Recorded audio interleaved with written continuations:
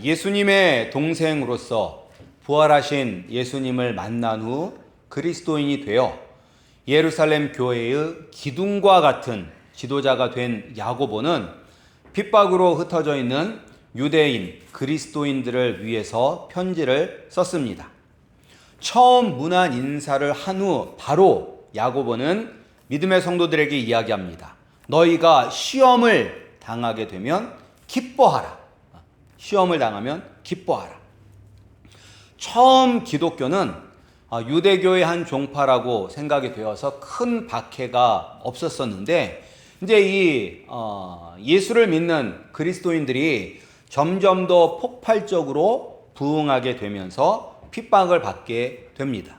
그리고 그 핍박의 결과로 온 세상에 흩어지게 되죠. 그 결정적인 계기 중에 하나가 스데반 집사의 순교입니다.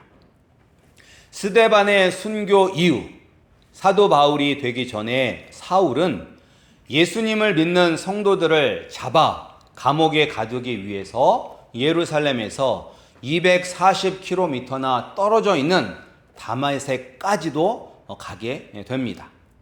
이런 기독교에 대한 핍박이 점점 커져가고 있는 시점에 야고보는 성도들에게 이야기합니다. 너희가 시험을 만나거든 기뻐하라. 우리가 왜 시험을 만나면 기뻐해야 되냐면 이 시험을 통해서 나의 믿음이 점점 더 굳건하게 형성되기 때문입니다. 시험을 통해서 우리의 믿음이 굳건해지는 거예요. 그리고 이런 시험을 통해서 내 믿음이 단단해질 뿐만 아니라 그리스도인이 가져야 될 성품, 인내를 이루기 때문입니다. 여기서 인내는 그냥 소처럼 무조건 참는 것이 인내는 아닙니다. 이 인내는 목표를 이루기 위해서 어떠한 어려움도 묵묵히 견디며 그 목표를 이루기 위하여 전진하는 힘이 참된 인내입니다. 우리가 인내하는 목적은 우리가 예수님을 닮아가기 위해서 인내해야 되는 것입니다. 예수님은 참 인내가 무엇인지 우리에게 보여주셨습니다. 첫 번째로 무엇을 통해 보여주셨냐면 예수님은 하늘의 모든 영광을 다 버리고 이 땅에 오신 것 자체가, 그리고 이 땅에서 사신 것 자체가 어떻게 보면 인내예요, 인내. 우리가 이제 그것을 어떻게 알 수가 있냐면 우리가 이 세상에서 가장 좋은 곳에서 살다가 우리가 이제 어디를 이사를 가게 됐어요. 근데 그 이사가 어디냐면 푸세식 화장실이 있고 샤워도 할 수 없는 열악한 환경에서 뛰쳐나가지 아니하고 그곳에서 사는 것도 인내죠. 예.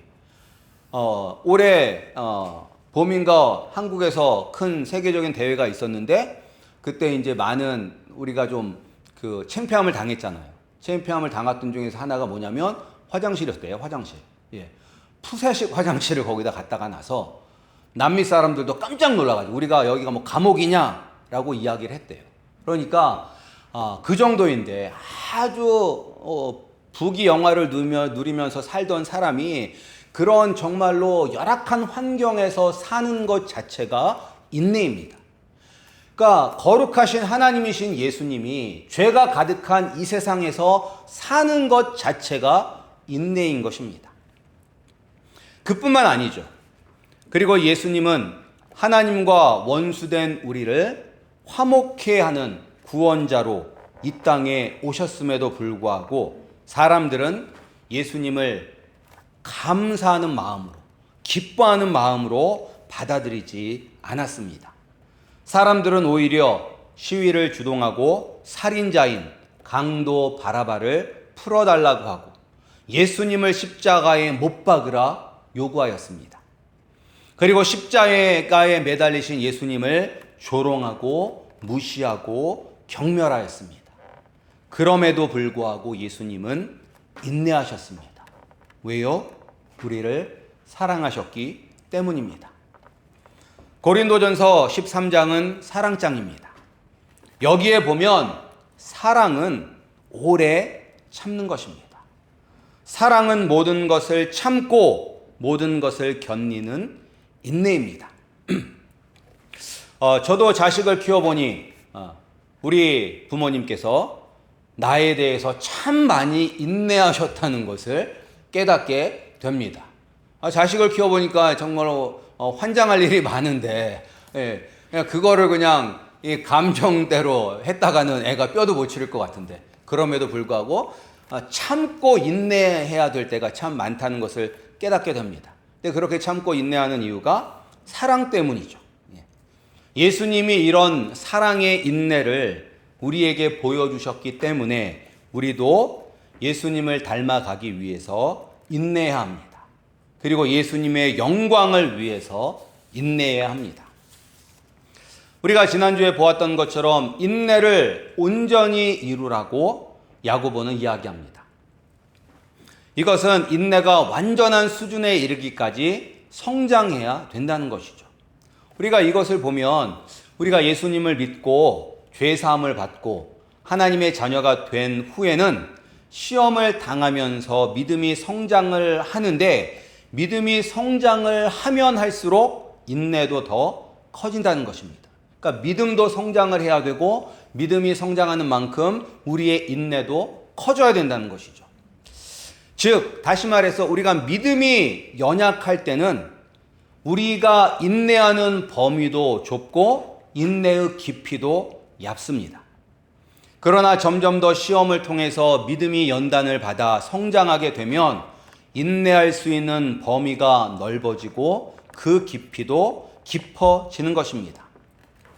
우리가 처음 예수님을 믿기 시작했을 때보다 시간이 지나 우리의 믿음이 더 성숙해졌을 때 우리가 더 많이 예수님을 닮았다는 것은 분명한 사실입니다.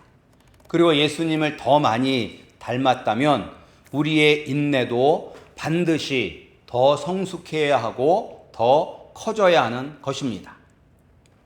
우리 성도님들이 여러분 자신을 돌아볼 때에 작년보다 지금 나의 인내가 더 성숙해지고 인내의 범위가 더 넓어지고 더 깊어졌다고 생각하십니까?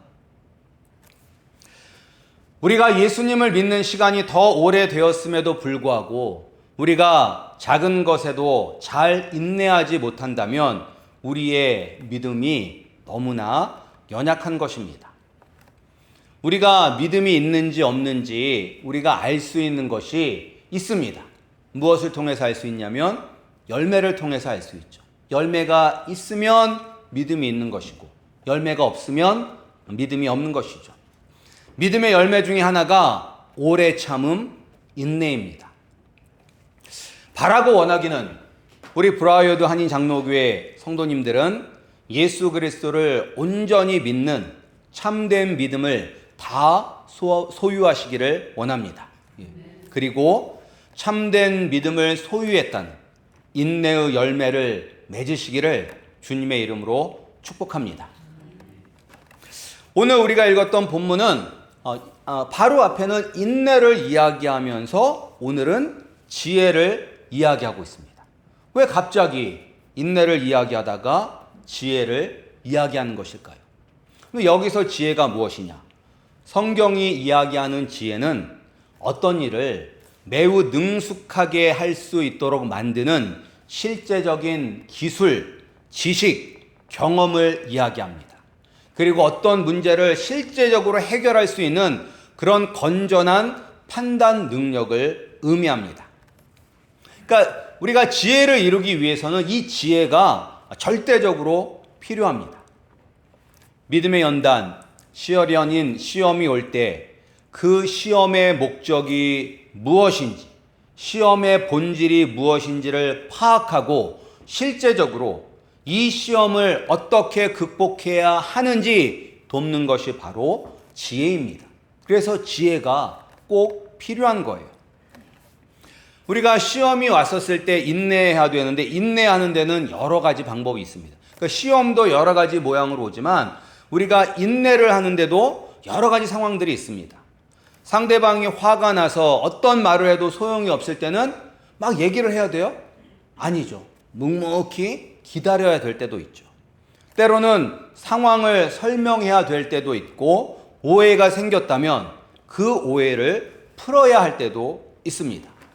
그리고 또 예를 들어서 제가 이제 선생님인데 제가 가르치는 학생 중에서 정말로 미치고 환장하고 펄쩍 뛰도록 말을 안 듣는 제멋대로인 학생이 있는데, 만약 제가 참 선생이라면 그 학생을 바른 길로 인도하도록 애써야 될 것입니다. 그럼 그 학생을 바른 길로 인도하기 위해서 필요한 것이 무엇입니까? 인내입니다. 인내.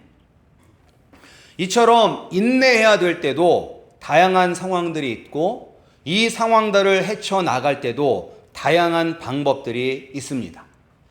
따라서 각각의 상황이 어떤 상황인지 정확히 인식을 하고 그 상황을 해결할 가장 적합한 방법을 찾는 지혜가 꼭 필요합니다. 이 지혜를 어디서 얻을 수 있을까요? 이 지혜를. 오늘 본문은 우리가 다 이 지혜를 얻을 수 있는 가장 쉬운 방법을 알려주고 있습니다. 5절 말씀에 있습니다. 우리 5절 말씀 다시 한번 함께 읽겠습니다. 5절 말씀 시작. 너희 중에 누구든지 지혜가 부족하거든 모든 사람에게 후히 주시고 꾸짖지 아니하시는 하나님께 구하라. 그리하면 주시리라. 아멘. 우리는 다 지혜가 부족합니다. 따라서 우리 모두 지혜가 필요합니다. 근데 이 지혜를 하나님께서 우리에게 주십니다. 우리가 구하기만 하면, 하나님, 제가 지혜가 부족합니다. 저에게 지혜를 주시옵소서 라고 구하기만 하면 주신다고 말씀하고 있습니다.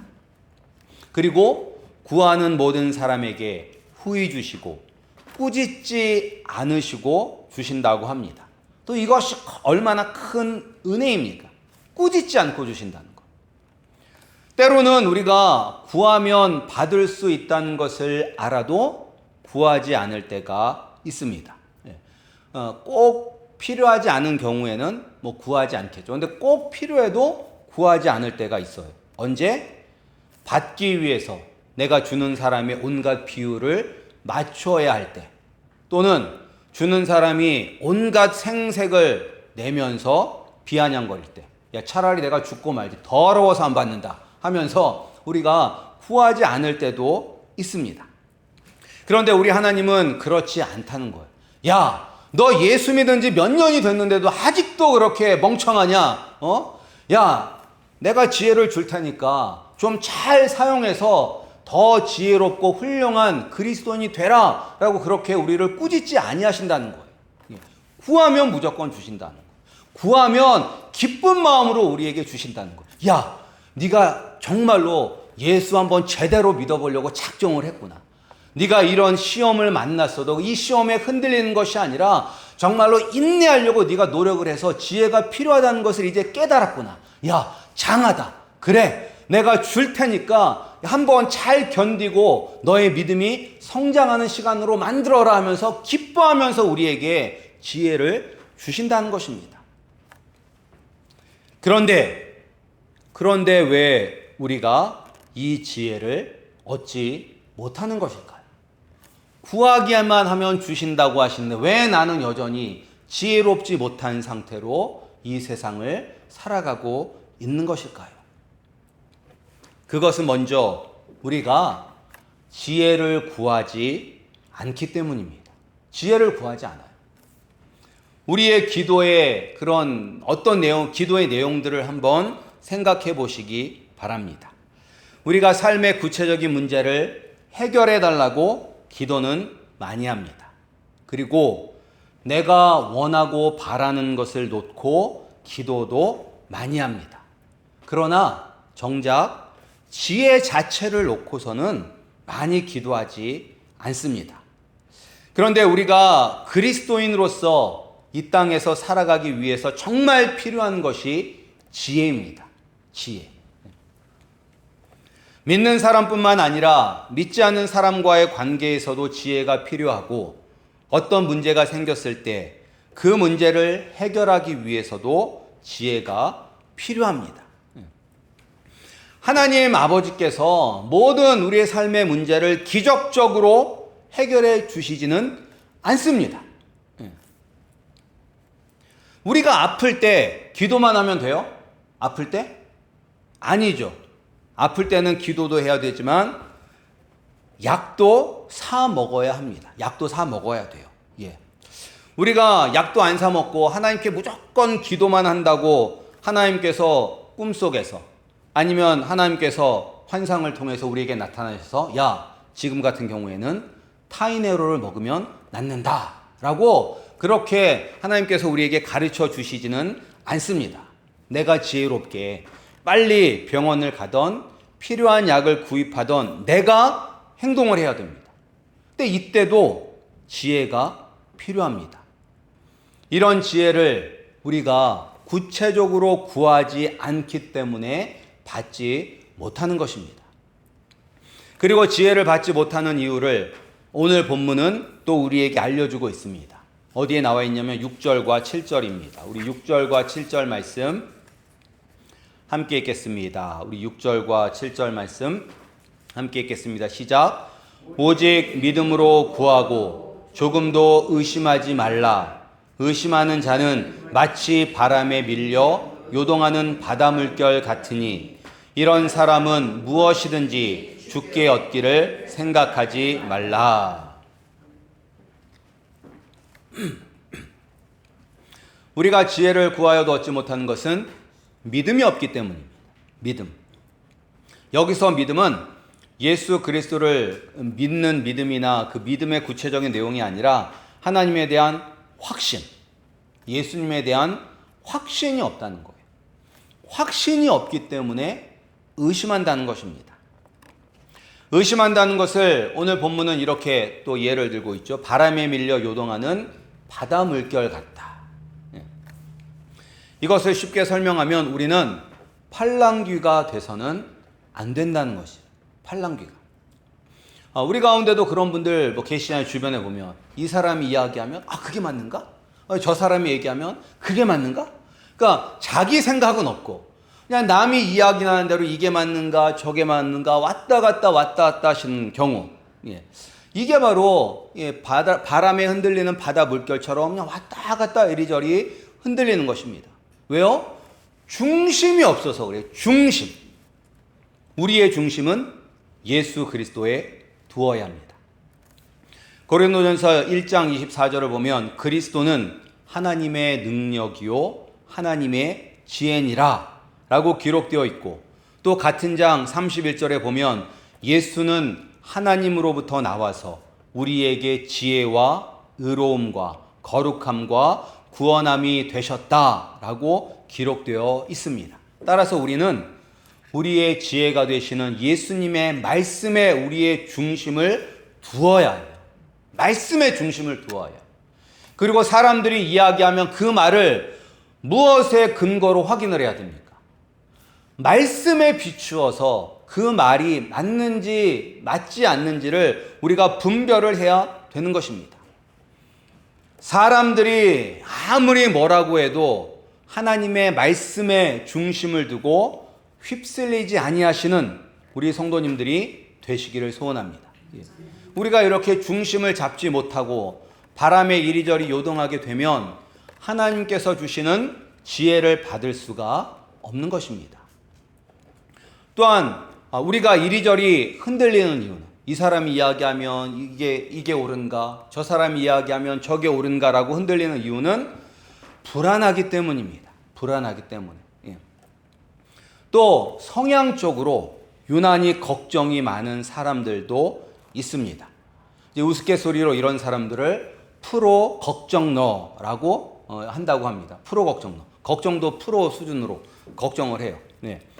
그런데 연구를 해보니까 우리가 걱정하는 모든 것들의 40%는 절대 현실에서 일어나지 않는다고 합니다. 40%는 절대 현실에서 일어나지 않는다. 그리고 우리가 걱정하는 30%는 이미 일어난 일이다. 그러니까 이미 일어났기 때문에 우리가 할 수 있는 것이 아무것도 없는 거예요. 그리고 22%는 사소한 것이다. 아주 사소해서 신경 안 써도 되는 것들. 따라서 8%만이 우리가 염려하고 걱정할 일인데, 그 가운데서는 4%만이 우리 힘으로는 어쩔 도리가 없는 문제라고 합니다. 따라서 96%가 쓸데없는 걱정이에요. 우리가 하고 있는 걱정들의 96%는 쓸데없는 걱정이에요. 그리고 이게 쓸데없는 걱정이라는 것을 어떻게 알 수 있냐면 1년 후에 다시 생각해보면 내가 뭘 걱정했는지 도저히 기억이 나지 않습니다. 예. 지금 우리가 그 걱정 근심 가운데 있는데 1년이 지나서 뒤돌아보면 내가 그때 무슨 걱정을 했나 하고 아무 생각도 나지 않습니다. 그러니까 다 헛된 걱정이고, 헛된 걱정이죠. 따라서 쓸데없는 걱정 때문에 우리는 하나님을 의심합니다. 쓸데없는 걱정 때문에. 내가 기도하고 지혜를 구한다고 과연 하나님께서 들어 주실까? 내가 구하고 기다리고 인내하면 과연 이 문제가 해결될 수 있을까? 내가 이러고 있는 시간에 빨리 다른 방법을 찾아야 하는 것은 아닌가? 내가 하나님만 믿고 잠잠히 인내하며 기다리다가 나에게 큰 일이 나는 것은 아닐까 하는 그러한 두려움 때문에 의심하게 되어 하나님이 주시는 지혜를 얻지 못하게 되는 것입니다. 이렇게 두려움 때문에 의심하는 사람을 8절에서는 두 마음을 품은 사람이라 이야기하고 있습니다. 두 마음은 어떤 마음이냐면 한쪽으로는 예수님을 믿으면서 다른 한쪽으로는 세상을 의지하는, 또 어떤 경우가 있냐면 예수님을 믿으면서 나의 능력을 의지하는 사람. 이게 다 두 마음을 품은 사람들입니다. 과연 하나님께서는 이렇게 두 마음을 품은 사람을 기뻐하실까요? 하나님은 우리가 한 마음을 품기를 원하십니다. 우리 마음에 오직 예수 그리스도 한 분만이 계셔야 합니다. 그리고 예수님이 우리 마음의 보좌에 앉으셔서 우리의 왕이 되셔야 합니다. 그리고 우리는 왕 되신 예수님의 말씀에 순종하며 살아야 합니다. 또한 예수님은 우리에게 어떻게 한 마음을 품고 살아야 하는지 예수님께서 직접 이 땅에서 보여주셨습니다. 예수님께서 보여주신 대로 우리가 예수님을 따라 살아가기를 우리 하나님 아버지는 원하십니다. 그렇다고 물론 우리가 완벽하게 예수님처럼 살 수는 없습니다. 그저 예수님을 사랑해서, 그리고 예수님의 말씀이 나에게 있어서 최고의 선이자 복이라는 것을 알고 그렇게 살고자 애쓸 때 하나님은 우리를 기뻐하시고 우리에게 큰 은혜를 부어 주십니다. 너희 염려를 다 주께 맡기라. 이는 그가 너희를 돌보심이라 라는 말씀을 믿고 의심하지 말고 예수 그리스도만 의지하시기 바랍니다. 우리가 시험을 당할 때 인내할 수 있는 지혜를 달라고 의심하지 말고 믿음으로 구하시기 바랍니다. 구하면 반드시 지혜를 우리에게 주십니다. 그리스도인이 마땅히 가져야 할 성품인 인내를 이루는 지혜를 하나님께 구하시는 우리 성도님들 되시기를 소원합니다. 지혜가 필요 없는 사람은 없습니다. 우리 모두에게 다 필요합니다. 그리고 그 지혜를 얻기 위해서 우리에게 믿음이 있어야 합니다. 흔들리지 않는 믿음, 불안해하지 않고 걱정하지 않는 믿음, 그 믿음으로 지혜를 구하여 온전한 인내를 이루어 가시는 우리 성도님들이 되시기를 주님의 이름으로 축복합니다.